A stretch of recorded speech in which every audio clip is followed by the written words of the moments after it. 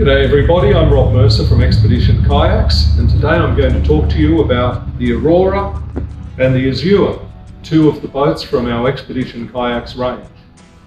If you look at these boats carefully, you'll realise that they're both lower volume than the Audax, and we're going to talk a little bit today about exactly how they fit into the range relative to the Audax, which was the very first of our in-house design and manufactured boats.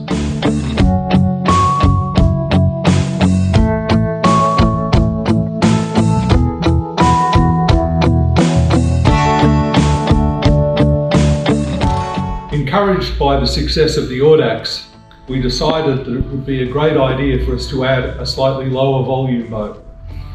The reason for this was, as people get lighter, the boat becomes more buoyant and a lot more susceptible to being pushed around if it's a bigger boat.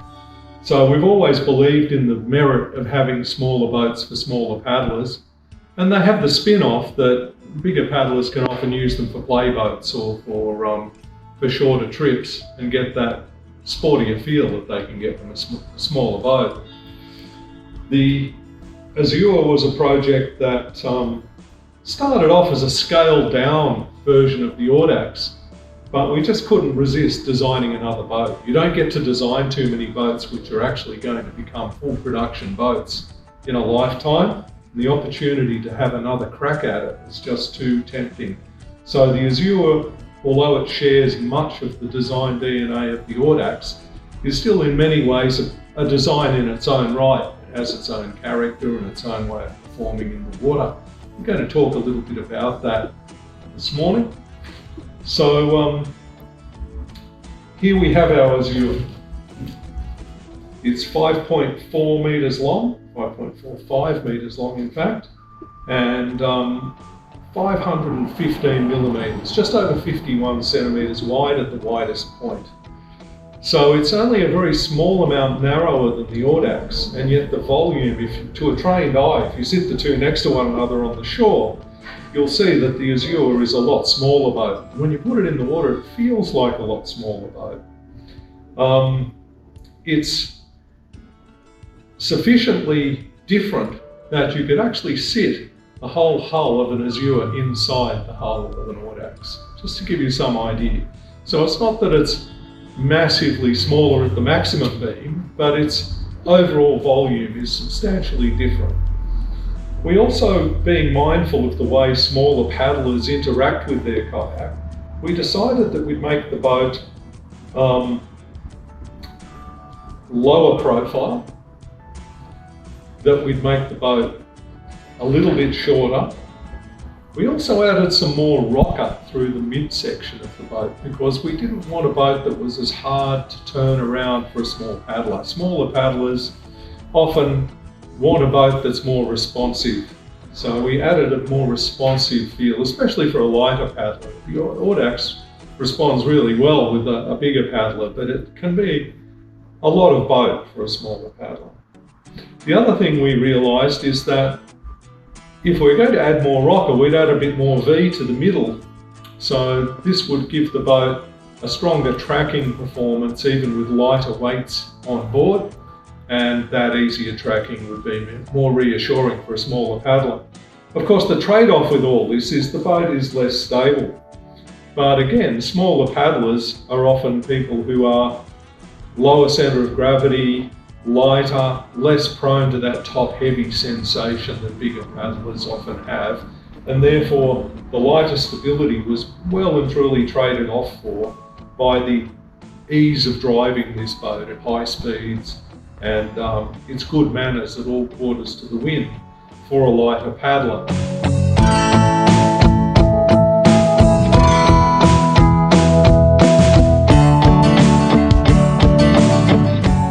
The Aurora was our third design, our third boat in our range, third in the series if you like, starting with the Audax, then the Azure, finally the Aurora. The Aurora is a lower volume and slightly detuned version of the Azure. Still surprisingly efficient. It replaces the V through the middle of the boat with a flat section. The flat section actually reduces the amount of rocker makes the boat track a bit harder without having to run a V all the way through it. It's a very different feel, but still very much in the same style of boat. Its specialty, or the special things that the Aurora has to offer, is greater stability because of less pronounced V through the midsection, and a lower paddler weight. So this boat will perform quite well and trim really well with a paddler down to about 50 kilograms. It's also, of the three of them, the boat that feels the sportiest in a way, I suppose. And for its quite small beam and very slight proportions, it's a very reassuringly stable boat. In terms of maximum paddler weight, a little bit lower than the Azure. In terms of top speed, a little bit lower than the Azure. In terms of volume, about 20 to 30 litres smaller overall. So not a huge amount of volume difference, but definitely quite a noticeably different boat in the way it performs. We feel that both of them have their separate market niche, and in fact that's how people have responded. So we have great fans of the Azure and of the Aurora, and they both appreciate them for their separate character, but also their common efficiency and good rough water handling at all quarters and especially downwind.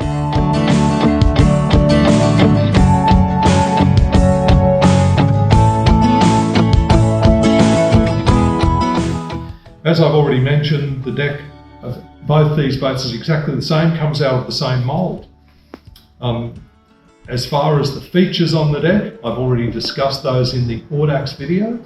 You'll be able to find that video in the video notes.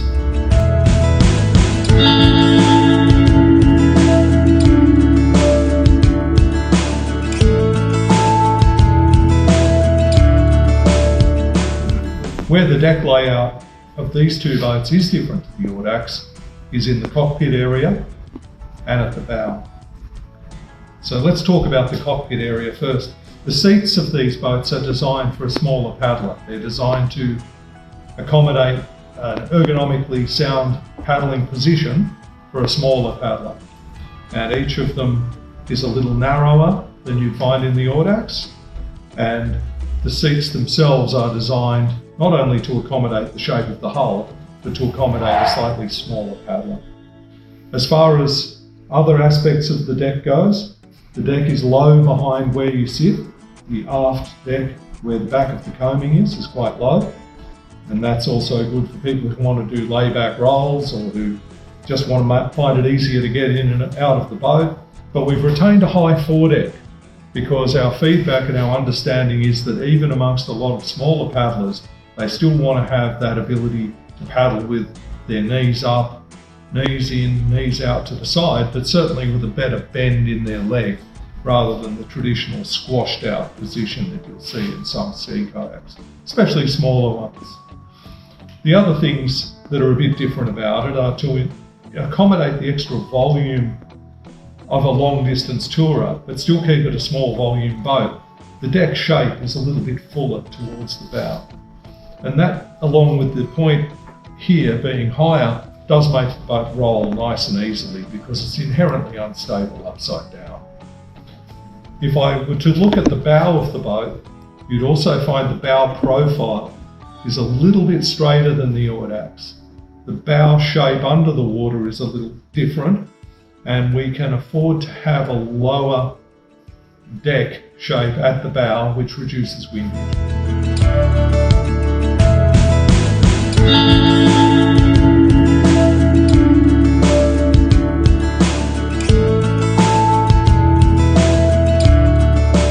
So here are the two boats upside down, 388 litres, 370 litres.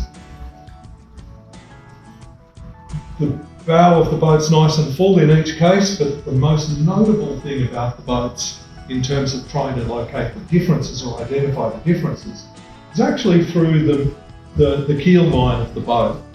In the Azure you can see there's this nice long, well-defined V that runs from bow to stern. In the case of the Aurora, we've simply flattened that V out. And in the process of flattening the V out, we've created a lot more stability. We've also reduced the rocker in the middle of the boat, which makes it track easier with a lighter weight on board. And for all of that, it's still surprisingly quick, gets up on, almost tries to aquaplane on this nice flat section. Just putting a flat section in a boat that's inherently unstable wouldn't or doesn't always guarantee you get a stable boat. But if you've got a boat that's already got good manners and is very predictable, and you add this little flat section to the middle, for a small trade-off in speed and a slightly lower volume, you get a lot more stability.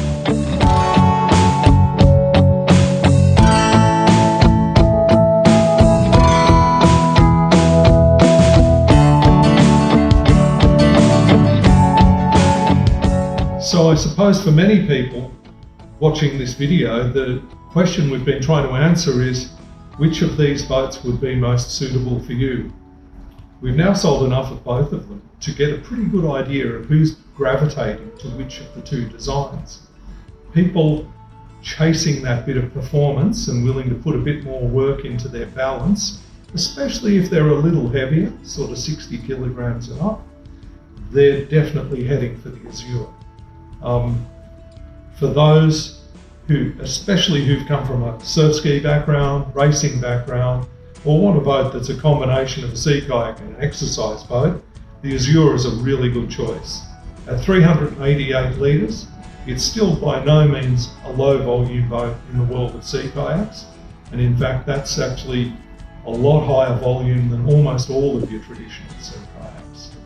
For a tiny bit less volume and a slightly flatter hull through the midsection, the Aurora has been a favourite amongst people who come from a traditional sea kayaking background. It just simply feels more familiar, feels more like the sea kayaks that you're used to paddling, responds a lot more similarly to the traditional sea kayaks, but still gives them that fantastic turn of speed. And let's face it, the turn of speed isn't necessarily about winning races, but as I often say to people when they ask why we worry about fast sea kayaks, I don't know anyone who's got out of the water after a long crossing and wished it had taken longer. So speed is efficiency.